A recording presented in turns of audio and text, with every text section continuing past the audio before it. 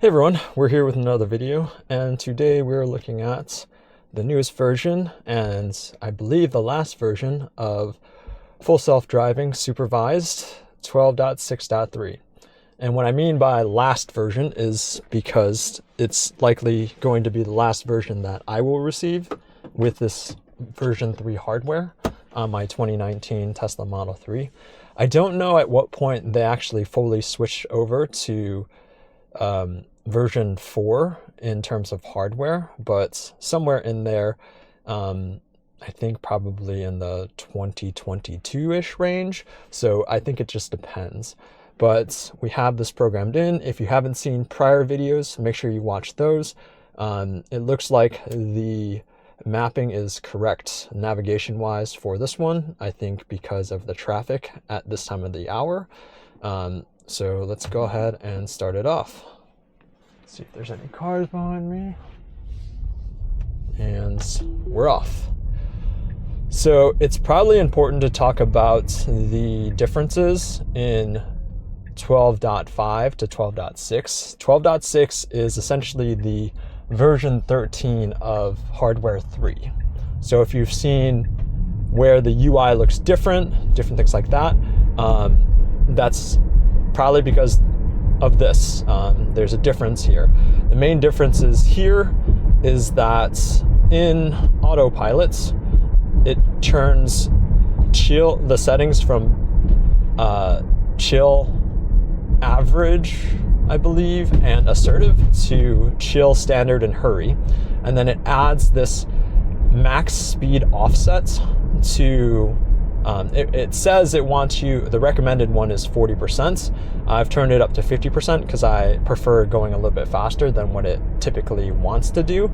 So yeah, that's the main difference of this particular version. There's also in service camera visibility, which shows if like your cameras need to be cleaned off, I believe. So those are the main differences that you can see for this version. And this fork, we're going left here. So what I've noticed here is that the latest two versions, it does merge over into this lane quicker. Previously, what it has done is it's waited until I've gotten past this church here to actually merge. So that's one thing to note, is that it is working better with the navigation, which is great. I think that's something that really needs to be done, and quite honestly needs to be thought about in positioning yourself for the next lane change that you're going to make. So on this left turn here, it's going a little bit slow. It should go just right through it. 17 miles an hour, not too bad. That was pretty good, no complaints there. I probably would have went a little bit more seamlessly through that because I can clearly see ahead of me if there's a car making a left turn or anything like that. Here I'd probably be going a little bit faster. And still, as I mentioned in the prior version, if you do hit the accelerator pedal to increase the speed, it does sort of take that into consideration and speed you up a bit. So it's interesting that and there's going to be a car that moves up here, so I can't really see it all. So it's not going to go until it fully sees anything. No cars behind me, so it's not going to do anything, or I'm not going to get honked at, but I would say I would normally get honked at because typically because that car was in the way, visibility is shot. But you know, if that car is like, yeah, I saw before that and I would have went a little bit before that car went. But again, this thing's going to steer on the safer side. And another thing to note is that I did drive this on the highway the other day, and it does, if I use the scroll wheel on the right, you can see here it says 50 max.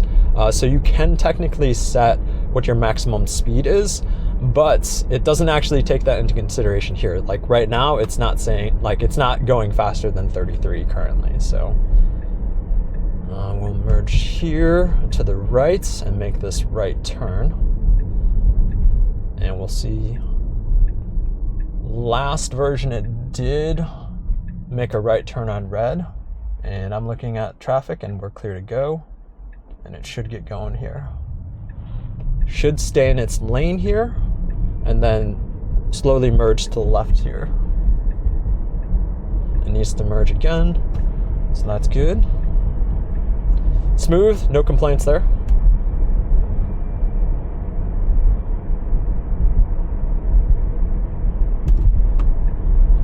It says roll up or down to adjust max speed.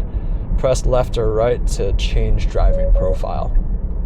I'm sorry, I'm reading the message that the car is literally giving me, okay? Chill out.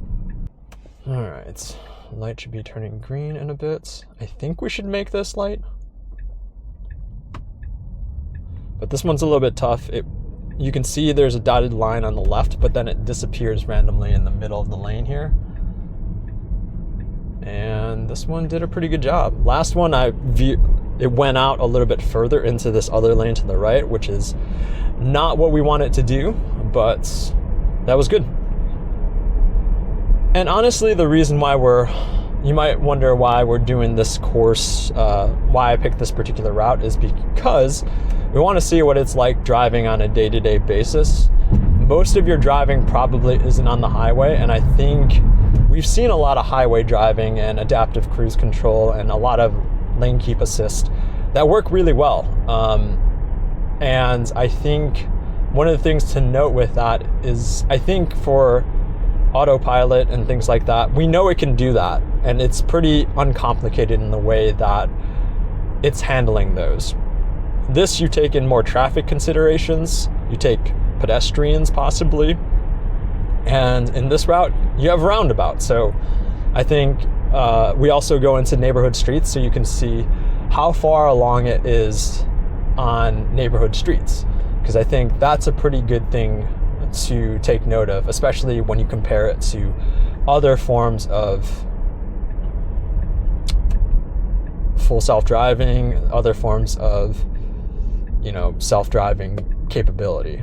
So we got to make a right here. We're on a red light, so this one probably won't be an issue, because usually we have a green light here and we're blasting through at like 45 miles an hour, which is the speed limit.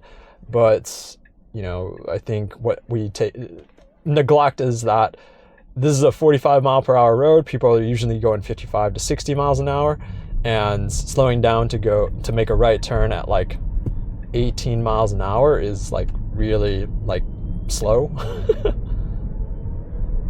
All right, no problems there. We'll see what speed it gets up to here. Speed limit is 45, and we have that 50% variance there, so we'll see here. We should go at least 50, I think. Yeah, so it looks like, let's see, okay, our max is like 68. So with that offset that it's doing, it's throwing the speed higher there. So let me go a little bit faster here, like 52. I feel like the safe spot here is like 7-8 miles per hour over the speed limit. Lucid Air. But as you can see, like, visibility is really easy. It's not dark out, and there's no things in the way for you to see. Visibility is great. Slowing down, it went down to 51, so I want to increase it to 52.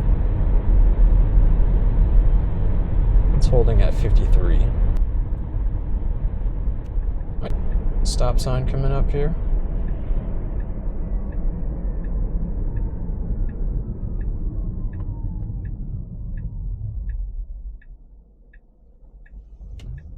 Good. Basically a full stop. And we're off. No complaints there. Let's see what speed we got up to again. 47. Come on, you should go faster than that. 48. Ooh, 48. Yeah, see, it should go at least 50. Okay, so it's 49. We're almost to the roundabout, but at least like 49's not that bad. And there are no cars behind me, so that I think that's fine. We'll see at this roundabout if we can strum up some traffic to see how it responds to a roundabout and yielding. Want to add some complexity to this. It is 5:08 p.m., so it is traffic hour, so this should be pretty busy, and hopefully we run into something here. Car coming by there. Looks like we're gonna... Is that car coming this way? It is? Okay. Alright, pauses for that car. It has the right to go. No complaints there. That was good.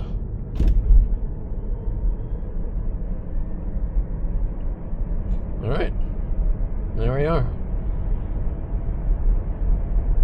And this is 40 mile per hour speed limit. I'm imagining that it's going this speed, obviously detecting how close we are with that other car.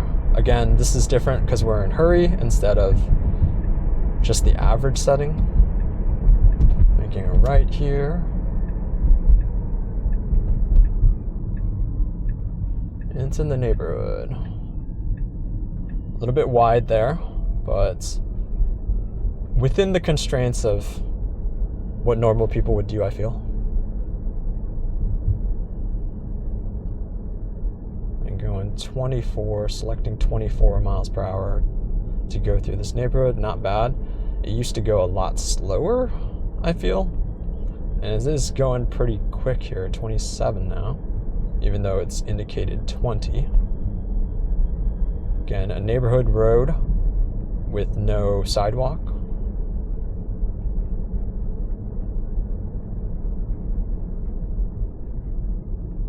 Nice and easy around this turn. 18, so that's probably a pretty good speed around that turn. It's pretty blind around there. And let's see how it handles when we hit the stopping point. Because again, this is supposed to be full self-driving, right? So this is supposed to be a taxi, a robo-taxi that picks up people for Uber rides and makes money for you.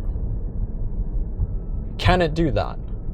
It says the house is on the left side. So basically we're just passing it. It does put a left turn signal. Ooh, okay, interesting. It basically wanted to turn left there. Now it's going around the roundabout. Is it going to make the stop? That is the question. So it shows the house right here. Is it going to stop? Or is it going to do what it did last time and basically make you go up that way? So it should just stop right here. Look at that. What's it going to do after that? Is it complete? So that's good. Look at that. Oh, wants to keep going now. Oh, okay. I'm going to stop it real quick here. And then we're going to make it go back and do the rest of the test here. So that was pretty good. I think it just needs to stop and then you're good to go and park, really. So let's push the accelerator and we're good to go. And now we're on the way back. Now it's...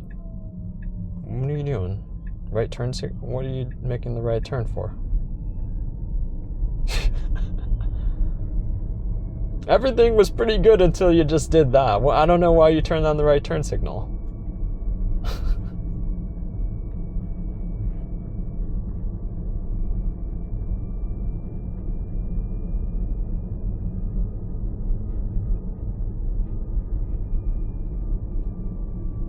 Blind right turn here.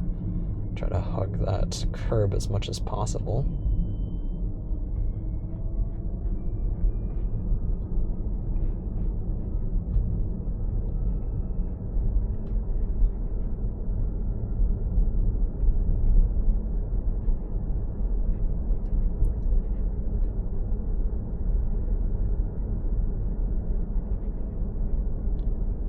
Holding 24 miles an hour here.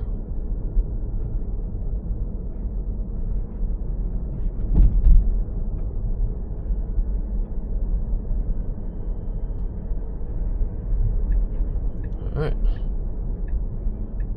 Good so far. We got some traffic here, so we'll see how it does. Stopping at the stop sign. Moving up a bit for visibility. Can see left, can see right now. Holden. Let's see if it goes right after this car. I'm assuming it should not go. Oh, it's choosing to go. All right. Should go with a bit more haste, but that was okay, I would say. It might have been a little bit too close to that car in that it should have either accelerated or chosen not to, but it did make that decision and we didn't get hit. Yeah, that was okay. Not too bad with traffic. All right, another roundabout bit. Let's see how we do here. See if there's a car coming around. No car there. Should be clear to go. Got a car up front here, holding up a bit, which is good.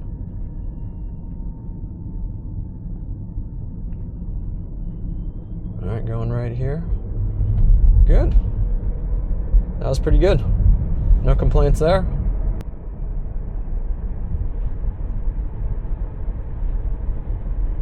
All right, with speed, we're going 50. That's a pretty good clip. Again, I would typically do 52, but I'm not sure. Like, we're not super close to that car ahead of us, so I'm assuming assertive or hurry, which is now what it's called. Other setting is, oh, can I not switch out of it from this? Previously, I've been able to switch out of it from this. I'm not sure why. I cannot see it. Yeah, it's not letting me switch out of it. Yes, I know, I'm looking at the road, chill out.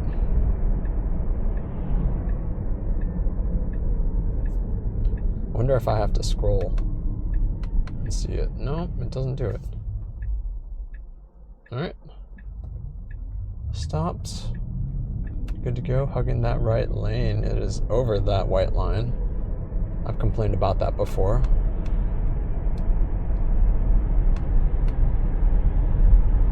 Yeah, holding the buttons doesn't seem to do anything. Interesting. All right, we're going 51 now. That's a good clip. I like that. You should stay at 51. I'm not sure why I'm not able to switch this.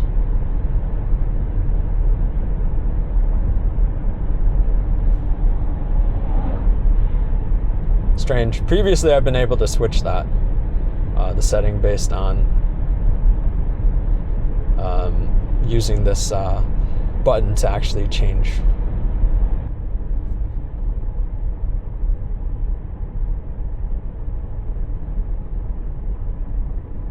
Alright, we'll see how it handles this left turn here.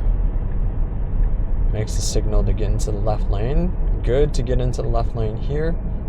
Should probably turn off the signal because I'm not making that turn into this street, but here. It was a little bit premature, but I think that was, it could have been worse. It is good that it gets into this lane. The last version did technically do that as well. But yeah, that's strange. I thought it said I could change it by pressing the buttons, but it seems to not want me to do it. Not sure why. Strange. Alright, whatever. So the key here on this intersection is when we make this left turn, there's the street that we're turning on is 2 lanes. So we need to make sure that we stay in the left lane because the people on the opposite side get a green light, which they essentially have to make that turn into the right lane.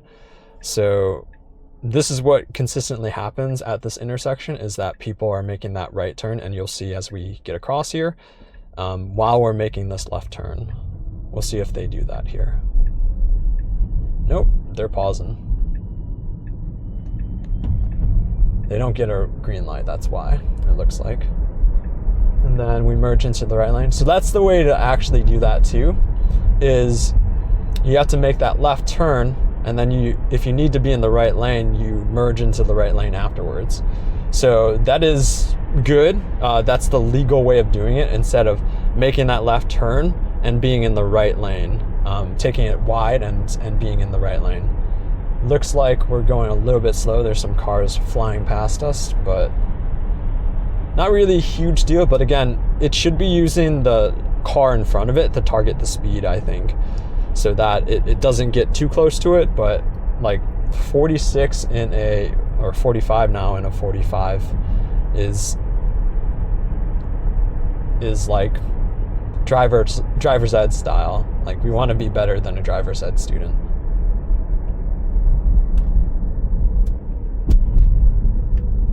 And not saying like flow of traffic is the most important thing, but in some cases you want to make sure that it's safe, as well as, you know, if you're in hurry mode, like, one would think that you're trying to hurry and get from point A to point B as soon as possible. Whereas this certainly does not feel like hurry. This feels like, to me at least, it feels like la-di-da. La-di-da mode, if you will. All right, I pushed the accelerator a little bit here. We're gonna slow down a little bit too much on this, I think. Car behind me is not gonna be too happy. All right, left turn, left merge again, good. Not bad. Again, a little bit snappier. It needs to be like right up here when we're closing in on the car ahead of us. It should be going a little bit faster, I think. And honestly, if I were making the choice, I would have made that left turn into this lane too, just because I still might do it. I'm gonna do that really quick. I'm gonna go this way, and then we'll put it back and do it once it does that. Yeah, I've got it, buddy. This is a very new road, so it's probably going to choke up on this quite a bit. Like, navigation is still like, what are you doing here? That's fun. So we bypassed that left turn, and it was more so, like, this is what I would just do if I was driving, just because if I can make a left turn into this, then I don't have to stop at a light. So we modified this route than the typical one. We took it out of FSD and then put it over here, so we'll see what happens. This is also something that's a little bit more difficult. There's a sign here in the way, so it needs to move up quite a bit to actually see if there's any cars coming. And there's a car coming right here. Oh god, that was bad. That was bad. So yeah, that was not good. It blindly went without actually seeing that car. I think if it was clear line of sight, it never would have gone, but it was, and it went too slow. Like, you have 450 horsepower and a boatload of torque. You need to step on it if you need to step on it. And that was a risky one. That's one where I feel like, if that was a car that was typically going fast, the cars are typically going pretty fast there, like 35, 40 miles an hour. I would have been pretty close to getting hit, if not getting hit. So yeah, that was not good.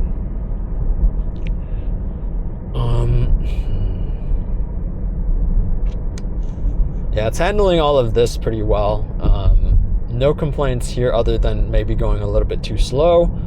And that's probably like my major complaint, if I can make a complaint about this. It's always going a little bit slower than I want it to. And I can't imagine that somebody who's actually driving that is, you know, not dead tired, drunk or something like that,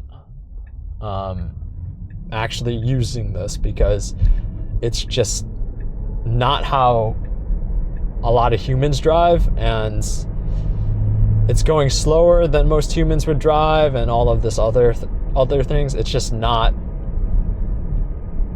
like, I don't even know if it's how you want your Uber to drive. But yeah, with that said, We didn't get into an accident. We did not get into an accident. It handled things in a cautious manner, and even now it's, you know, still going a little bit too slow than I want it to go. But either way, you know, it did handle it. It did do some things, and yeah, it's hard to complain when, you know, there's a car manufacturer coming out with this that can actually do something like this and push regular update. Let me know in the comments what you think, and again, how, like, would you buy this? And honestly, and this is probably going to be like my second to last, or maybe my last video, I might do just like a rollout of like what I think of full self-driving in general. You know, I paid $6,000 for this 5 years or 6 years ago, and it still does not drive itself. So I don't know really what I was expecting and why. Like, I probably thought like this would be interesting content wise to actually make videos about, which it certainly has been. And it's been interesting to see, because this is probably the only car manufacturer that I've seen that's just continuously rolled out updates, and they've been, you know, not game changers, but, you know, it makes the car feel fresh. The UI of this is still very quick, even for being, you know, 6 years old. And, you know, again, Tesla is rolling out and being like the Apple of cars. So to that degree, you have to give them kudos for that. Again, I'll probably make a video, hopefully seeing like updates to, if they make updates for FSD, like the hardware that I have. Again, I don't know if they're going to do that or not, but Elon has said that's going to be the case, but, you know, I don't think we can really trust Elon with his word. I don't know how they're going to make those upgrades. If they're just going to take your car and take it for a day, change out the, you know, all the cameras. But I will update you with what I find out and what they do with the hardware. And if you're curious about what hardware you have, you can always just go into your software and check out here your autopilot right underneath your VIN, and just see autopilot computer, full self-driving computer 3. Now, that's the full self-driving computer. There's also another set of cameras that it would update you to. So you can see that here in more details of what your car has too. So a few things that you probably want to keep in mind when you're buying new cars. If you want full self-driving, you want to make sure that it has at least full self-driving 4. And if you're seeing this in the future, I don't know, full self-driving 5. The other thing that you probably want to see here is the cabin heater. You want to see this as a heat pump instead of resistive. And then finally, infotainment processor, you want to see the AMD processor. And then also you want to see the low voltage battery type. You want to see this as a lithium ion one, because it's just better, more reliable battery pack in the front. It's just for your low voltage things. And I imagine they're going to have like a 5G as well, different things to that regard, and better antennas for better internet. But again, full self-driving 4 computer, you want heat pump and you want AMD processor. That'll make sure that you get like the latest and greatest in terms of graphics. You can see that even on this car here, we still don't have the most up-to-date graphics. So you can see there's stuff here, but we won't get all of those other things that the AMD processors will get. But with that said, thank you for watching, and we'll see you in the next video.